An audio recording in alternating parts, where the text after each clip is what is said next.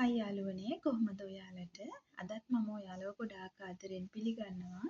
අද මම ඔයාලට කියලා දෙන්නේ කොහොමද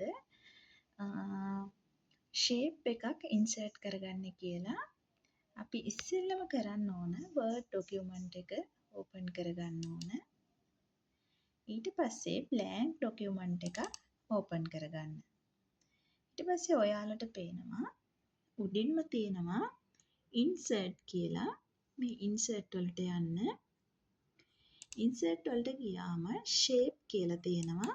shape වලට ගියාම ගොඩාක් shape වර්ග තියෙනවා. ඔයාලා කැමති shape එකක් අරගන්න පුළුවනි. මම මේ වෙලාවේ තෝරගන්නවා මෙන්න මේ shape එක.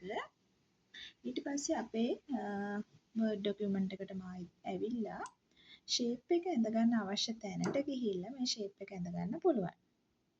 දැන් ඔන්න shape එක ඇඳලා ඉවරයි. මේ shape එකේ color fill කරගන්න හැටි, size එක වෙනස් කරගන්න හැටි, ඒ වගේම shape එකක් ඇතුලේ අකුරු type කරන හැටි මේ හැමදේම මම ඔයාලට තවත් වීඩියෝ එකකින් අරගෙන එන්නම්. ඉතින් යාළුවෝ හැමෝටම තේරෙනවා ඇති වටහා ගන්න පුළුවන් නැති කියලා මම හිතනවා. ආයෙත් මතක් කරනවා නම් අපි මෙතනින් ඉවත් වෙමු. ඉස්සෙල්ලම Word document එක open කරගන්න ඕන. ඊට පස්සේ blank document එකකට යන්න ඕන. ඊට පස්සේ insert වලට යනවා.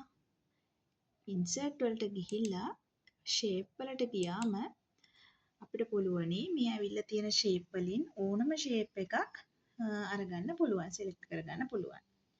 මම මෙන්න මේ shape එක අරගන්නවා. ඊට පස්සේ අපේ Word document එකට ඇවිල්ලා ඔයාලට මේ shape එක ඇඳ ගන්න අවශ්‍ය තැනට ගිහිල්ලා shape එක ඇඳ ගන්න පුළුවන්.